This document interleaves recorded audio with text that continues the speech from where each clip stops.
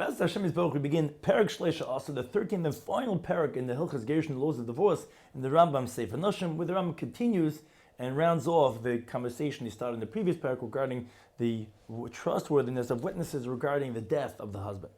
So Rambam begins Halacha Aleph regarding the discussion, the conversation regarding the woman's testifying when a woman testifies regarding the husband's death. Says the Rambam Halacha Aleph, if the woman says to her husband, that you divorced me in front of such and such a person, and then these witnesses come along and they contradict her. Okay, that's the first part of the story. Then she and her husband, they go away, and there's peace in the world. And that's a chiddush, as we're going to shortly see in the next halacha. Although there's peace in the world, and for sure, as we'll see, that there's concern that she's not necessarily trusted when there's war in the world. But even if there's peace in the world, which generally would trust her more, in this case, if Bo Amr came along and she said, Meis Bali, my husband died, which, as we said in the previous paragraph, generally the woman is trusted regarding her husband's death. Here, Ein in the men that she's not believed. Why? This woman has already been established as a liar. As we start off the halacha, the woman said to her husband, you divorced me in front of these witnesses, and they said, what are you talking about? Those two people came along. He says, it's not true, we never did such a thing. So since she's already established to be a liar, she's obviously trying to do whatever it takes just to leave the dominion of her husband, and therefore we don't believe her when she says her husband died. Now, let's say a witness comes along and he just testifies that her husband died, which we also said in the previous paragraph that generally we could believe one witness. Even over here, like Tinas, she should not get married. I said maybe she hired him because since we established that she's a liar, she'll do whatever it takes to go ahead and get away, and maybe she even hired a witness to testify falsely. Now, then this is if she did get married, like Tete, she doesn't have to leave in that case because ultimately there is another person, which we don't suspect as much as the person himself, and since she has a witness, so if she did get married, she doesn't have to leave. Halacha Beis. Now here's where it shifts a little bit from the previous parak. So to let's say, because the previous parak we had been speaking about if there's peace in the world, there's peace in the couple. Previous halacha we spoke about there's peace in the world, but there's not peace with the couple. We see she's trying to get away from him. And this halacha is, let's say there was war in the world.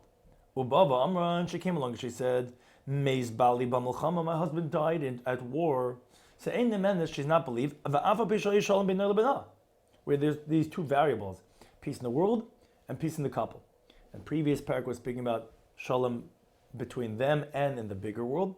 Previous halach was talking about there's peace in the world, but there's discord between them. Here we're talking about even if there's peace between the husband and wife, but there's war in the world, then we don't rely on her. Why not? Shema tismech daita, because maybe she's going to rely on al devarim sherubim lamisa. She's going to rely on the statistics that people generally die. But tell me she's going to say, Mace. If she's going to say that he died, thinking, so to speak, that he really died, could go in, for example, her husband was in the line of people. The people before him and the people after him all died, and that she knows and she verified. She's going to say, if the ones before him died and the ones after him died, she's presuming that for sure he died. That's why she's not believed. Even if she says she said he died in the war and I buried him, where although we don't presume her to be a liar, because she doesn't have any discord with him, she had a happy marriage with him, but since she's so frightened, she's saying over the story where she's so, we don't know what happened to her psychologically. Maybe she thinks that it was her husband, and maybe she thinks that it was really someone else, but she thinks it was her husband that she buried. We don't even believe her then. But if she says he died on his bed, meaning not in the war itself, meaning it could have been wartime, but it was in the home, then the menace, then she is believed because we don't have a situation of bahal over there, and we presume what she's saying is true because she had a happy marriage with him, and then we would believe her. Halacha Gimel. Let's say let's say we didn't know that in the larger world where she's saying that there was some war. She comes along and she says, there was a war in that place, there was fighting, died in the war. She shouldn't initially get married, because ultimately we're suspecting that, hey, if we know that, yeah, based on what she's saying, but we know that there was a war, she might think and project that he probably died, so we don't really trust her. But then this is like ultimately, if she does get married, she doesn't have to leave, which it's a good question in the Gemara, and since we don't know, initially not, but if she did get married, we don't make her leave, because ultimately it was all based on her testimony that we know there was a war, and she's the one that's saying that's problematic, and therefore what she's saying, but he did die, should permit it to get remarried. Halacha Daled. So took the woman said, Meis Bali Tachas Mapaz. My husband died beneath a pile of rubble. A building collapsed on him. So in the menace. Again, she's not believed because she thinks for sure he died, but again, not necessarily so. Let's say there was a swarm of snakes or scorpions, and she said, the snake or the scorpion bit him and he died. Again, in the menace, she's not believed, not because she means to lie, because she's probably thinking, what's the odds? For sure he died like people generally die from the snakes. But again, since she doesn't know definitively, it's not enough to permit her to marry, and we should still presume she's a Eishesish. Halacha hey. Let's say Amr Letchis, he says, Ishnu Aleinu Ba'isam. The house or the cave that we were in was all smoked up because of a fire. Who makes when he died in the fire and I was safe? It's ain't the man that she's not believed. Again, just like a miracle happened for her, maybe a miracle happened for him. Let's say it was a famine year, a year of a hunger, and she said, Meis Ba'al, my husband died. And in the Mendes, she's not believed. And again, because she's thinking, oh, for sure he died from hunger. But let's say Meisu Kvartiv, let's say he died and I even buried him. Oh, here in this case, in the Mendes, she's believed because a famine is not as tumultuous as a war to flee. It's not so much as a fear of dying, and most definitely, she could have taken the time to bury him. Contrast by a war, even if she says he died and I buried him, she might have been so overcome psychologically by warfare, and therefore she might have thought that she buried him, but not. In contrast to a famine, if she said she actually buried him, then she's believed. Halacha Bav. Amar Letchis, she said, Nafaleinu Goyim Elistim, that non-Jews or bandits, they attacked us. Who Nerig Vanin Talti, he was killed and I was saved. Here in the Mendes, she's believed. Why? Shein Darkam Lagas and Nashim, because generally these bandits, they don't kill women, so that as if we should say, oh, Kashem Shenetz Lahikach Netzlahu, as we said in the previous halacha, so wait a second, just like she was saved, so too he would be saved. It's not true. Because there is logic to tell us that women are different, because generally the bandits, they don't kill the women, they kill the men. And therefore it makes sense what she's saying, that she was saved and that he was killed, and therefore she's believed. Halacha Zayin. Let's say how you dever ba'olam b'amar. Let's say it was an epidemic in the world, and she says, Meis Ba'al, my husband died. Here in the Mendes, she's believed. Why? Because it's very simple. It's well known by people. In the year of an epidemic, this one could die and this one could live. Meaning, it's possible that it could die in an epidemic. Strong young men, and elderly, sick people could be saved. According to this, we're not concerned that maybe she's going to rely and say, the majority of people in epidemic, they're going to die. No, most definitely she's not going to say it unless she knows definitively, unless she actually saw, because the fact that he was there at the epidemic, that doesn't mean anything, because younger people could die from an epidemic and older people not, and therefore she's not going to presume it to be, and therefore if she says definitively, then we believe her. Again, because it does not have the concern of saying out of umdina, as we had in the previous halachas. And halacha ches, Rambam continues regarding different types of situations of indirect testimonies and differentiations in the testimony.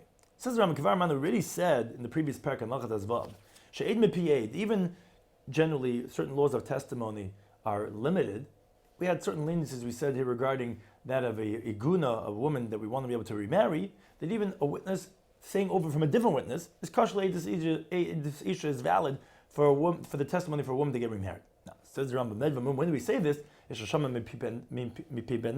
That the witness you're hearing from was someone who had intelligence. Shemay explained that person died. For example, even if it's Ebed Shefcha, who themselves are not valid as witnesses, but the maid, servant, or the slave are intelligent people. But if you heard from someone mentally deranged, or for a minor, then in a maid, then you can't testify. You cannot rely on them, what you're saying over from them, that the husband had done. Now, however, in halacha test, but let's say let's say you heard from a bunch of children that they were saying, "Oh, Achshabonim has been playing. We just came back from this eulogy. Kach v'kach savdan ma'isham. This and this. The eulogizers were there. Ufloina chacham, and that sage was there. Ufloina olachim mitasi. That person was following after the coffin. Kach v'kach ashram mitasi. This is what they did for the person's coffin by the levaya, by the funeral. Harizah made mipiyim al piad v'meilu. Then you could testify from what these children were saying based on the words that they were saying, or things similar like that. And then you can marry the wife. It's just in general, as a regular testimony, you can't believe. But if this was something that they were saying over the story, similar to the halacha of Masich Lifituma of a guy, then we could rely and marry off the woman. Halacha Yud. Yisrael Sha'amar, if a Jew said, Haraktis plenty, I killed that person, so they can marry off the wife based on what he's saying. As the Rambam explains the interesting halachic analysis of this case. Because a person cannot make himself into a wicked person. In other words, we don't believe the person himself that he killed that person because a relative is not believed to say testimony. There's no greater relative to a person than him himself. And therefore, he's not believed to say that something on himself that he killed someone else. Because actually, if he would be believed, then he would be a wicked person because he was a murderer, and by default, then they wouldn't be believed to say the testimony for the woman, because the Torah says in Shemais Chav Gimel, don't make a hand with a wicked person to be a witness. Now, and therefore, V'harei heid shemeis. So, based on a halachic principle of what's called pagin and dibur, which means that we actually splice his words. Actually, we explain that when he said he killed that person, we don't believe him that he was a murderer, because Adam Karvat Flatzma, and he's not believed regarding himself. So what is he saying? He was not believed regarding that. We say that he was with the murderers, but he himself didn't murder. So it comes out, she's permitted to get remarried because to the fact that the husband was killed, that is believed to say. The fact to say that he did it, that is not believed, and therefore he's a kosher aid, and he have a one witness saying that the husband died, and therefore she's permitted to get remarried. Now, Halacha Yurav, the Rambam goes back also regarding the testimony of a non-Jew. So it says, K'var already said in the previous parak on Halacha Design, that the non-Jew that was innocently saying over a story, Masin al Pib, you could remarry the wife based on what he's saying. So Kitzad explains how so. If a non-Jew was talking and he was saying, woe to that person that he died. Come on, no, what a beautiful person. Become a tevos, what good he did to me. Or we were just talking, schmoozing, and saying, when I was on the road, that person that was journeying with us, he just collapsed and he died. But the Ma'anul says, and we were wondering such a thing, how did he suddenly die? Or things that are similar to like this, which that illustrates that his intention was not to say any testimony. He was just talking about, wow, how could that have happened? Again, then we believe the non-Jew that the husband died. And the halachah based, if a Jew heard from a non-Jew who was instantly talking about it, so he could testify that he heard from the non-Jew, and the wife could get married based on what he's saying. Now, but then, when do we say this all? There was no rationale for an excuse why the non-Jew might have made up a story. So we have no reason to believe that, so we believe what he's saying is true. Because he's not coming to testify and try to distort the law. If there's some type of excuse why the non-Jew would say what he's saying, meaning, even though it's not true, then maybe his intention was some ulterior motive. Let's say he was telling some person, you better do like this and this for me. This non-Jew was saying that I don't kill you like I kill that person. Oh, that's not instantly talking. His intention was just to intimidate this person. So maybe he's lying, so we don't believe him. So to be heard from a non-Jewish court that said, we executed that person, and they're not believed. Because they'll try to establish a status for themselves falsely, again, just to intimidate the public. Anything that's similar to this, which we have a reason, a rationale to believe that maybe it's not true, then we don't believe the non-Jew. If a non-Jew was initially innocently saying of a story, now even if subsequently he's telling the story and they start asking him questions, and then they start investigating him, first come until he tells them all the whole story, he still believed and we can marry her off based on what he's saying, because although ultimately he realizes, hey, there must be a story over here, so maybe we would think he's lying. No, since he first started off his story innocently, so we believe what he's saying. Now, Halachas Zvav, the Rambam continues regarding the way to inspect the absoluteness of the testimony regarding the death of the husband. Says Rambam Kavar Haidanu, we read let it be known in the previous parak Halachas Zvav. Sha'ed Shamar, if the witness says, Shemati Shemeis Plain, says, I heard that person died. I feel Misha, even if he heard from a woman, Shasham Ebed heard from a slave. Here's a Kashal Eidus Isha. Again, it's valid for the testimony to marry off a woman. Umesin Lapiv, and she can get married based on what he's saying. But if, let's say, the witness or the woman or the slave is saying, Meis Plaini, that person died. Vaniri Isav Shemei says, I saw that he died. Oh, you saw? Then Shoyal, so then we ask him, Hey Isa, how did you see? How do you know he died? Then if the person is going to testify something that's clear, so then they believe. But if they're testifying something, this is where it relates back to the halachas opening up this parak, which the majority of those type of people die, but some of them do survive. Now it's possible that this person survived, as we're going to say next halacha, then they will not let the woman get remarried. Because we can't testify a person that he died, only if they saw definitively that he died, and there's no doubt. As Rambam says, Allah design case at how so. They saw somebody fall into the sea. Even if he's drowned in the large ocean. You cannot testify that the person died. Maybe they got out of the ocean some other place. Now, let's say they fell into gathered water. Could go in, for example, a pit, or a cave, that a person can stand and see all the perimeter that's all around, what's called Mayim Sheshlam Saif, there's an end for it. You would see if the person would come out, and they waited for the amount of time that a person's life should give out, which is 3 hours, and they didn't come up.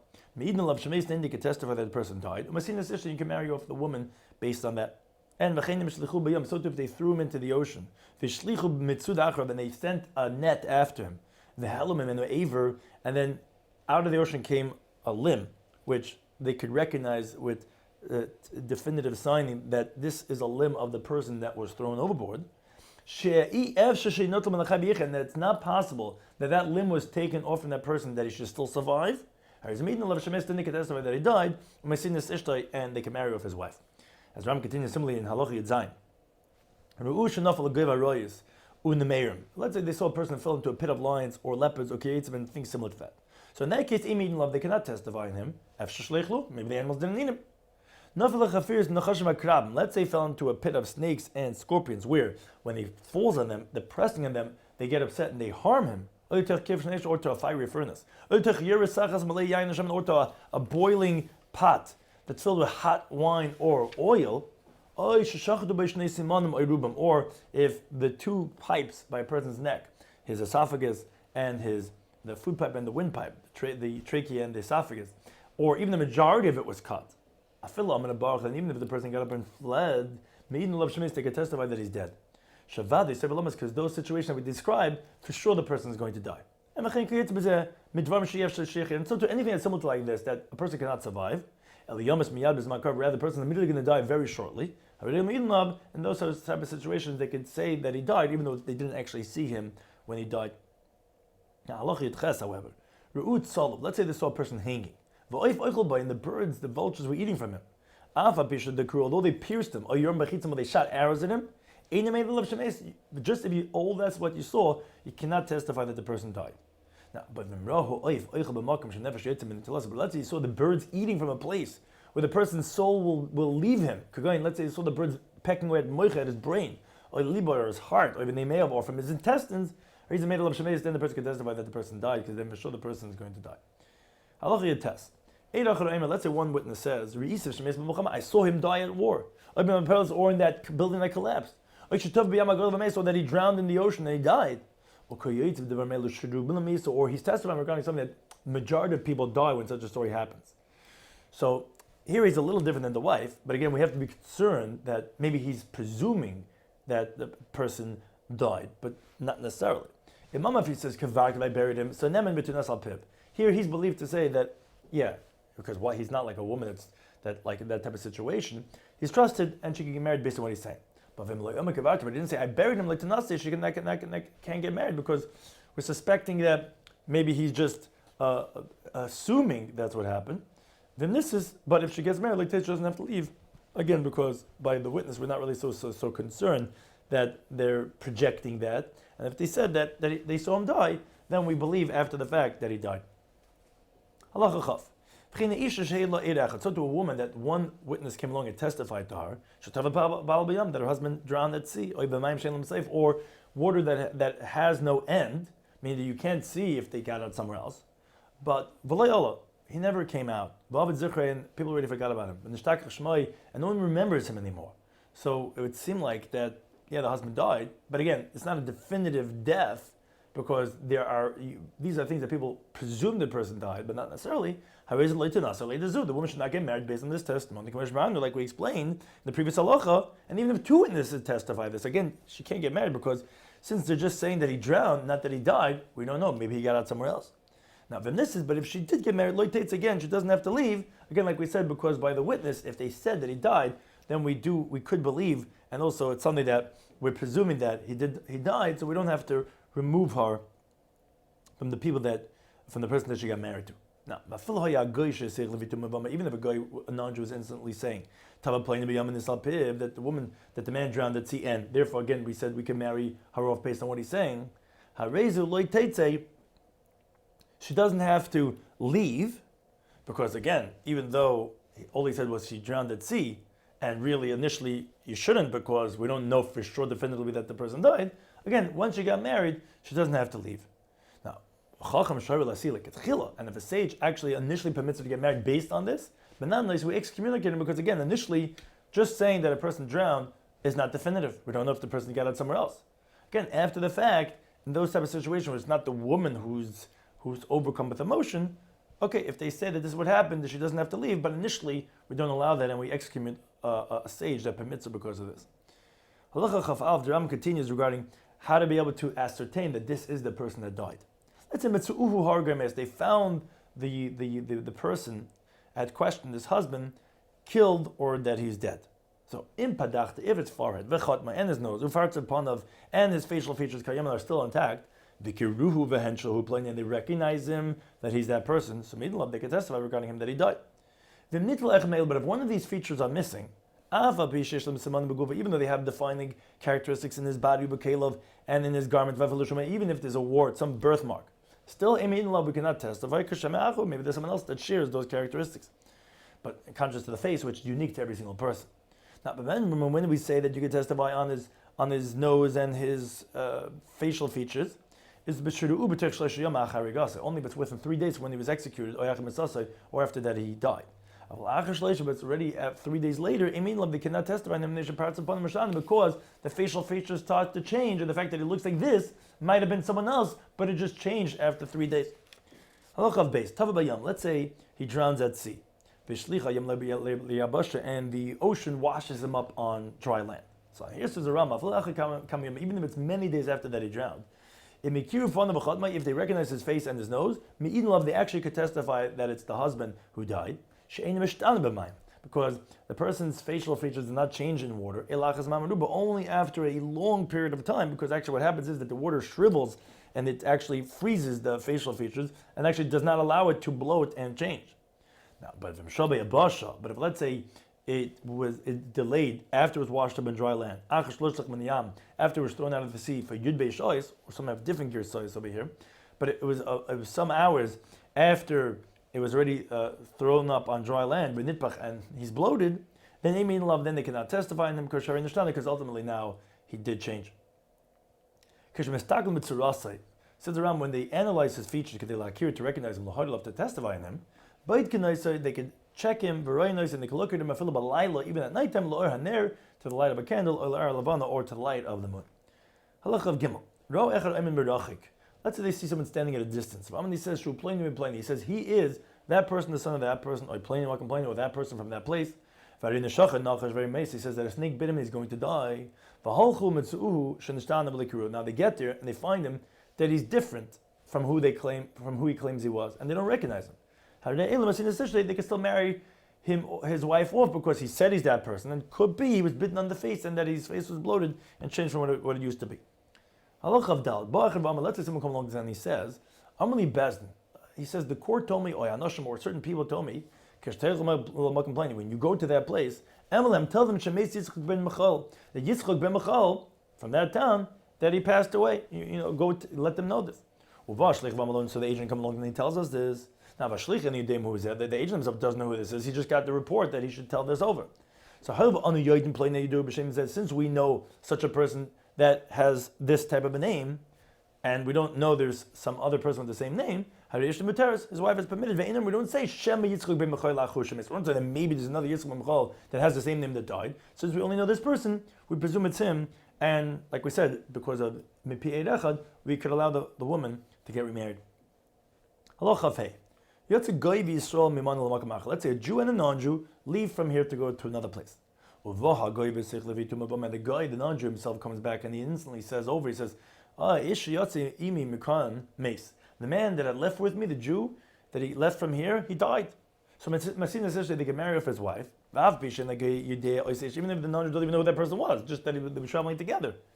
But this only if he says that they buried him. Because since he doesn't recognize him, and they also didn't say who his name was, he's not believing until he says, I buried him, because we're concerned that maybe he was presuming and just relying that it was that person. But if he actually recognizes him and he mentions his name, then as long as it says that he died, even if he doesn't say he buried him, would be sufficient. So if,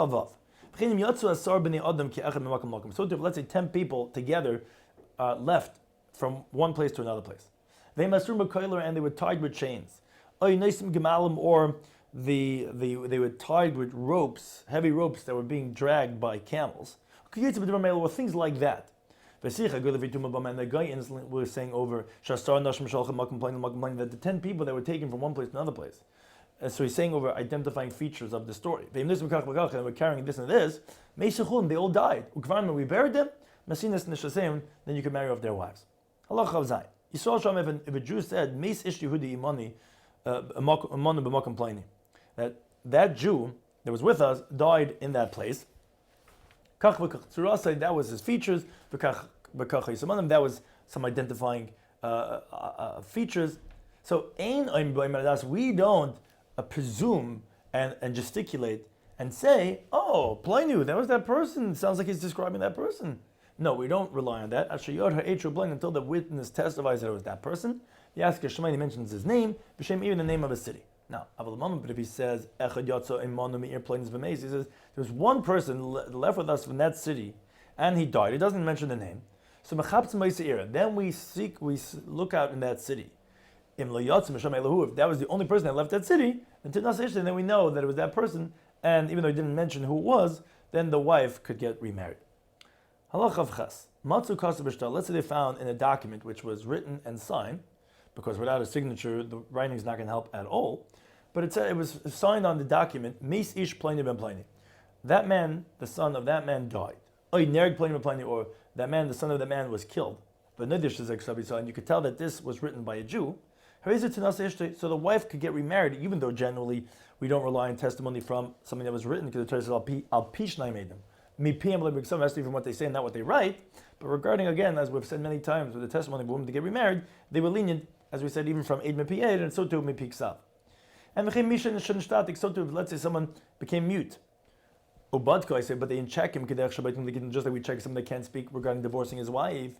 It turns out the person's intelligent. He just can't talk. The cost of Shemesh Pliny, and he writes on the piece of paper that this person, the son of that person, died. So we rely on his writing, and the woman could get remarried. Now, moreover, we don't check the witnesses to allow a woman to get remarried. But Drisha, Chakira, different types of investigations and checks and cross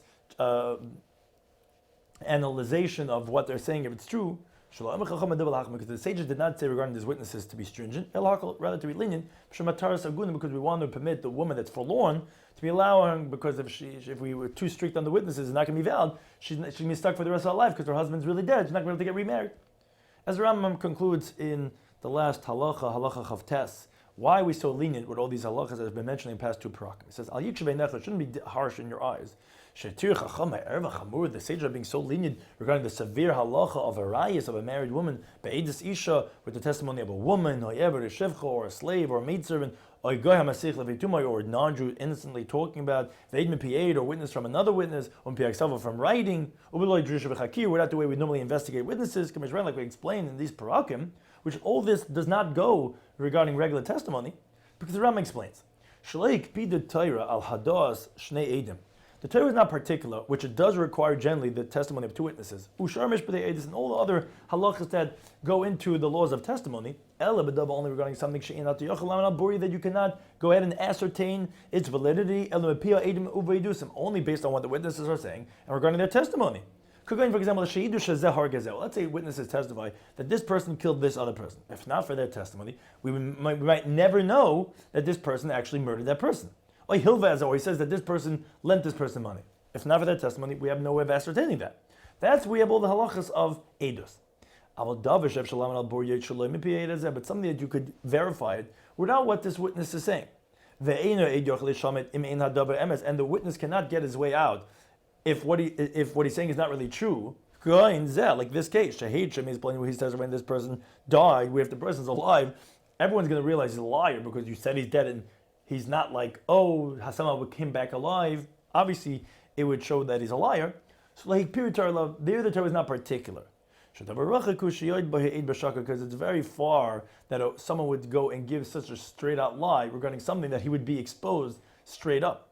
That's why the sages were lenient in this halacha, and they trusted one witness from the mouth of a maidservant, from a writing, without checking and investigating, so that the Jewish women do not remain forlorn. Which what the Rambam is coming to say over here is that, wait a second, why, based on what we just said, should the sages be lenient? We find many places that the sages were stringent, that if it had a presumption of prohibition, like here by Eshes Ish, that we don't trust one witness, even something that could be openly revealed that the person's lying. Let's say there's a piece of forbidden fats in front of us, and the witness says that this was shumin and not chaylev. We don't believe him, even though we could ultimately reveal it and show that it was chaylev.